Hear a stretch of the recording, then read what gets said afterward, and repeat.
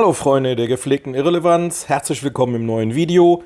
Wir müssen leider direkt mal in den Voice-Over einsteigen, weil diese Woche sind Dinge passiert. Zum einen habe ich meinen neuen Job angetreten, bin in ein neues Büro umgezogen, habe eine Scheidung erfolgreich vollzogen vor dem Amtsgericht und da waren noch andere Dinge, die mich eine Menge Zeit gekostet haben. Nun denn, lange Rede, kurzer Sinn. Wir steigen ein in die vorletzte Trainingswoche, da war Deload, da gibt es eigentlich nicht so viel zu erzählen. Das Einzige, was es dann doch zu erzählen gibt, ich habe am Samstag mich spontan dazu entschlossen, nach dem eigentlichen Abwickeln der Trainingswoche, nach langer Zeit, also Wochen und Monaten, nochmal ernsthaft konventionell zu heben und habe dann einen Single mit 205 Kilo gehoben. Just for fun, den habt ihr ganz am Anfang gesehen, am Start dieses Videos. Der war ein wenig schwer, aber das war schon in Ordnung. Mir saß ja auch eine Menge Ermüdung in den Knochen. Das jetzt hier ist der neue Montag. Ich habe von der Tempo-pausierten Bank gewechselt auf eine Tempo-pausierte Bank mit Ballista-Unterstützung. Das ist nichts anderes als das deutsche Äquivalent zur Slingshot, die Ballista vom Strength Shop. Wir sehen hier den Topsatz, 115 Kilo für 3, auch Tempo pausiert. Das wird in Zukunft so beibehalten, das macht Spaß. Meine Freundin war an diesem Montag mit zu Gast im Aachener Kraftsport. Das hat für ein wenig Abwechslung gesorgt. Im Gegensatz zu meinem Bankdrücktag stand bei ihr Beuge auf dem Programm. Hi. Für sie hieß es nach einigen Wochen etwas unstetem Training mit zerstörter Frequenz, Einheiten auf gut Glück quasi, statt geplanten 3, 4, 5 Einheiten die Woche war es dann stellenweise mal nur eine oder mal zwei. Um jetzt ein wenig Struktur wieder reinzubekommen, haben wir hier angefangen, Singles zu beugen. Wir sehen einen 90 Kilo Single. Das war so ein bisschen der Gradmesser. Wohin geht die Reise für diesen Tag? Den hat sie entsprechend sauber abgeliefert, weswegen wir uns für einen weiteren Single entschieden haben, der jetzt gleich kommt im Anschluss, der übrigens ein PR-Match gewesen ist. Das ist für einen Trainingswiedereinstieg nach so einer längeren unsteten Phase eigentlich ein richtig gutes Signal gewesen. Jetzt hier mein versammeltes Backoff. Ich hatte keinen Bock auf 100 Kilo in 5 Reps oder für 5 Reps in mehreren Sätzen. Also habe ich einfach 100 Kilo für 10 gemacht in einem Satz. Am Ende hat das Tempo ein bisschen darunter gelitten. Dafür war der Pump großartig. Ich kann eigentlich nicht empfehlen, sowas zu tun. Ich tue es aber trotzdem. Warum? Weil ich ein alter, sturer Hund bin, der manchmal Bock auf Spökes hat. Und wenn ich ehrlich bin, wollte ich beide Backoff-Sätze schnell wegdrücken, um dann die nächste Beuge bei ihr spotten zu können. Das fand ich viel spannender als meine Intro-Woche mit der Ballista. Demnächst soll es hier auch wieder etwas strukturierter und überlegter zugehen. Das ist jetzt nicht immer so mein Stil, auch wenn ich eine sehr starke Tendenz habe, solche Trainingsentscheidungen zu fällen. Ja, tu nicht, was ich tue, tu, was ich sage. Oder so ist das berühmte Zitat, sei es drum.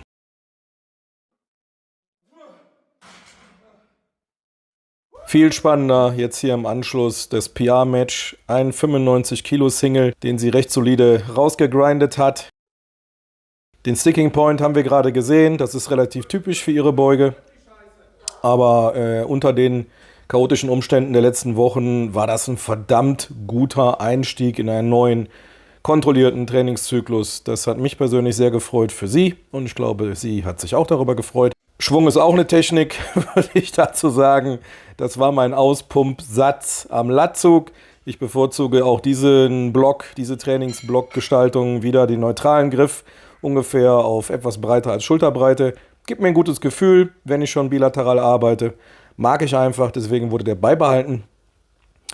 In der neuen Planung sieht der Topsatz ein Triple vor. Im Backoff werden Fünfer gebeugt. Am Dienstag, meinem dezidierten Beugetag. Um einen leichten Einstieg zu gewährleisten, habe ich nach der Leistung von neulich mich für 157,5 für 3 Reps entschieden. Man sieht mir stellenweise die Vorfreude über jede schmerzfreie Rep an. Und das ist jetzt nicht irgendwie geschauspielert oder so. Es ist tatsächlich für mich eine Erleichterung, 1, 2, 3 Reps mit einem angemessenen Gewicht für mich zu beugen und diese schmerzfreie nachher abzulegen.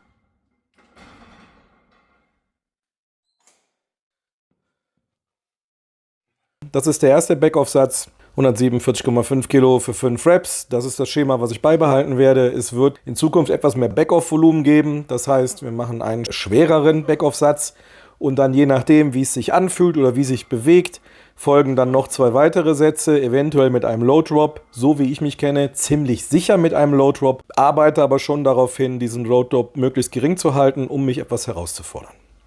Im Folgenden ein kleiner Einspieler von meinem restlichen Dienstag.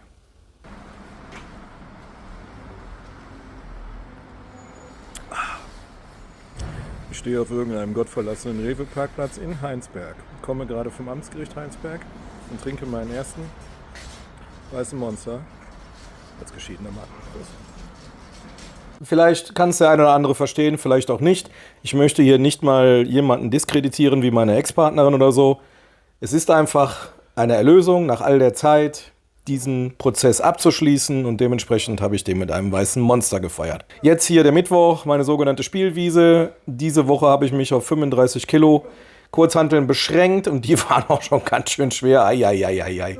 Wenn ich da bei 10 oder mehr Reps lande, denke ich darüber nach, die schwerer zu gestalten.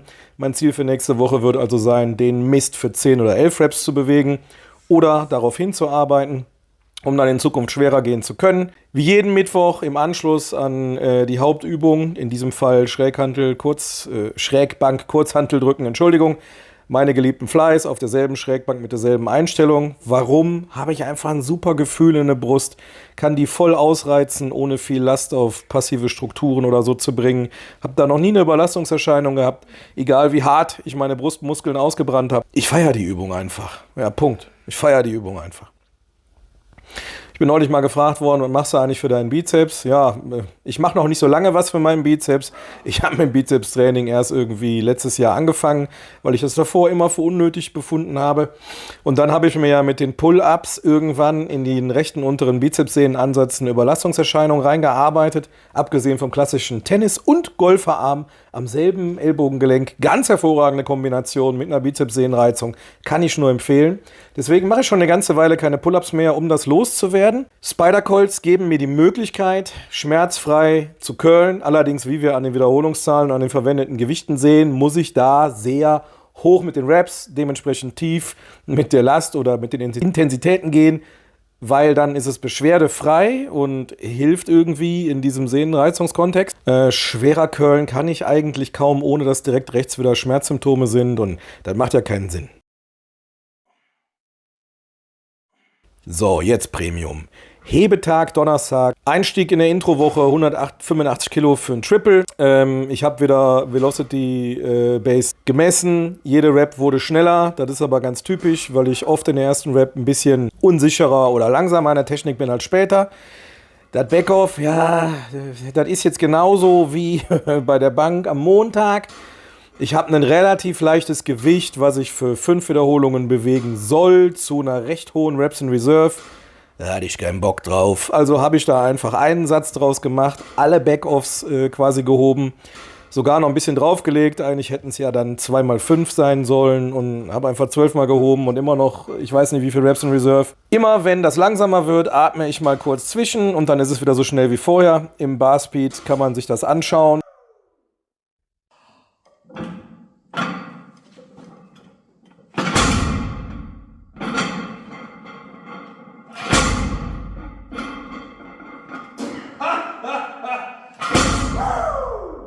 Moin Freunde der gepflegten Irrelevanz, hier kommt das Outro und das Ende des Recap. Es ist Freitagmorgen, es ist wieder die Longpause-Bench auf dem Plan. Ich bin wieder auf der Leico im Aachener Kraftsport. Das wird ein wiederkehrendes Muster. Warum ist das so? Diese Einheit ist sehr kompakt, weil ich nur diese Bankvariante und ein paar Schulterübungen am Kabelportalturm mache. Und dementsprechend habe ich ein paar Minuten mehr Zeit, hier was einzusprechen.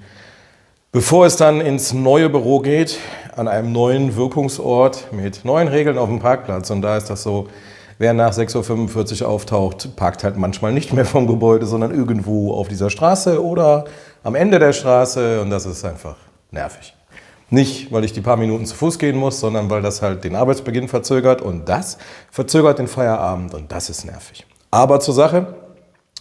Ihr habt den Voice-Over schon mitbekommen, die letzten 2 Wochen waren ziemlich bunt. Da ist von einem wilden Deload mit einem Umzug in ein neues Büro, und ich hatte vorher sehr viel Bürofläche, teilweise auch mit privaten Inhalten. Die mussten jetzt komprimiert werden für ein neues Büro mit sehr wenig Fläche und nur einem Raum. Da müssen noch Sachen weggefahren werden. Ein Teil davon wird dieses Wochenende passieren, ein Teil davon ist schon passiert. Das musste abgerissen werden. Ansonsten gab es auch so noch ein paar Dinge, die passiert sind, unter anderem meine Scheidung. Ja, lange Rede, kurzer Sinn. Der letzte Block ist mit 9 Trainingswochen insgesamt, also dem Deload in der 9. Trainingswoche, zu Ende gegangen. Das ist eine außergewöhnliche Blocklänge, aber wie man ja verfolgen konnte, auch unter außergewöhnlichen Umständen, weil ich Kniebeuge und Heben zwischendrin mal entladen habe, aber das Bankdrücken weiter progressiert habe.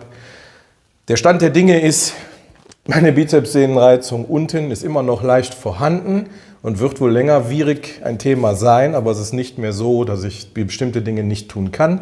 Das heißt, da war ich erfolgreich unterwegs und habe es rausgezogen. Mein unterer Rücken, der rechte untere Rückenstrecker, war ja immer ein Problem mit einer Entzündung. Das Thema ist raus. In der 8. Trainingswoche, in der Deload-Woche und jetzt auch in der Intro-Woche habe ich zwar feststellen dürfen, dass ich jetzt insgesamt anfällig bin für Muskelkater, sobald ich mich in den Bereich bewege, den ich letzten Wochen vorher nicht bewegt habe, was Intensität, Last oder Rep-Range angeht. Aber das Problem ist weg. Ich werde also weiterhin für die Beuge- und Hebetage die Reverse Hyper einbauen. Das heißt, ich mache die im Warm-up mit. Ich mache die zwischen manchen Arbeitssätzen mit und ich mache die auf jeden Fall immer nach den belastenden Arbeitssätzen nochmal jeweils einen Durchgang, um diesen Bereich zu durchbluten. Und ich glaube, das werde ich noch eine ganze Weile beibehalten, wenn ich es überhaupt jemals auslaufen lasse, weil sich das gut anfühlt, gut tut und offensichtlich mein Problem gelöst hat. Ansonsten, wir haben es ja jetzt auch schon gesehen, im neuen Block bin ich für den Montag, den primären Bankdrücktag, auf die Ballista-Variante gewechselt. Habe ich Bock drauf. Ziel ist es, mit dieser Gewebeunterstützung mehr Last verwenden zu können für eine bestimmte Anzahl an Reps, als ich das ohne könnte. Und damit das letzte Drittel der Bewegung zu überladen, wo am wenigsten bis gar nicht mehr unterstützt wird. Die Hoffnung ist, ich werde dadurch stärker. Easy as that. Ansonsten macht es halt einfach Bock. Und was Bock macht, zählt ja auch. Weil Freude ist halt auch eine Komponente in diesem Sport für mich jedenfalls, weil es ein Hobby ist. Und ein Hobby soll Spaß bringen und das erfüllt diese Geschichte. Wohin geht die Reise bei der Beuge und beim Heben? Eigentlich ist es simpel. Ich habe jetzt gewechselt auf 3 Wiederholungen Topsatz, 5er Backoff. Das wird jetzt eine Weile progressiert. Ich habe ein relativ konservatives Level gewählt, um einzusteigen. Das haben wir ja schon gesehen im Laufe des Videos. Von hier aus werde ich jetzt abhängig von der Tagesform versuchen, das nochmal ein bisschen zu pushen. Und dann müssen wir mal schauen, nach wie vielen Wochen dieser Körper sich meldet mit Pause. Und davon ist abhängig, wie es danach weitergeht. Ich habe ja aufgrund der Thematik der Kinderwochenenden für dieses Jahr 0 Wettkämpfe in Aussicht. Das heißt, es gibt kein Ziel, es gibt kein fixes Datum. Es gibt natürlich Dinge, die ich mir in meinen Schädel gesetzt habe, die ich gerne hätte. Das sind aber dieselben Ziele wie all die Jahre auch. Müssen wir mal gucken, ob sich vielleicht zum Jahresende hin irgendwo ein Termin auftut, den ich nutzen könnte. Wenn ich Ziele formulieren müsste, ich habe auf dem Weihnachtscup hier 2023, da hinten vor diesem Langhantel Wandhalter, 200 Kilo beugen können. Das habe ich aber noch mit 92 Kilo Körpergewicht getan, also als 93er. Das hätte ich eigentlich gerne mit unter 83. Das ist ein Stretch, da sind wir nicht, noch lang nicht, aber es ist ein Entwicklungsziel, was ich grundsätzlich seit Jahren verfolge und da fehlen eigentlich nur noch 5 Kilo. Das ist die Vierteltonne Heben. Das Problem ist, dass ich da auch aktuell sehr weit weg von bin, von dieser Range. Also selbst mein E1RM ist deutlich drunter, jetzt als U83er. Aber auch das ist ein Entwicklungsziel. Und bei der Bank gilt es ja seit 100 Jahren, auch wenn ich im Training sowas schon drücken konnte, die 140 Kilo mit einer wettkampfgerechten Pause mal zu drücken. Da habe ich als 93er 5 Kilo zu wenig gedrückt. Jetzt bin ich ein 83er und bin auch sehr weit weg von dieser Range. Allerdings nicht ganz so weit weg, wie das bei der Beuge und beim Heben so ist. Abwarten. Ich weiß nicht, ob ich das aus diesem Körper noch mal rausquetschen kann. Ich meine, ich werde dieses Jahr 46, es wird halt auch nicht einfacher. Aber ich will mich nicht beschweren.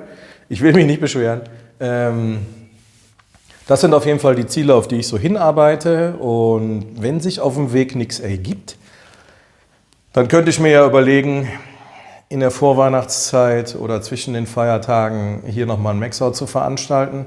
Vorausgesetzt, Bis dahin bleibt alles so gesund, wie es jetzt gerade scheint, oder ich kann das sogar noch verbessern. Ich hoffe, dieses Video hat euch angemessen unterhalten.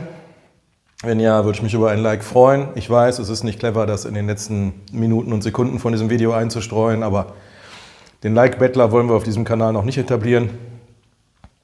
Wenn es Fragen gibt, woran hat es hier liegen oder warum machst du das so? Haut raus, Schaden tut das nicht. Dann habe ich was zu erzählen.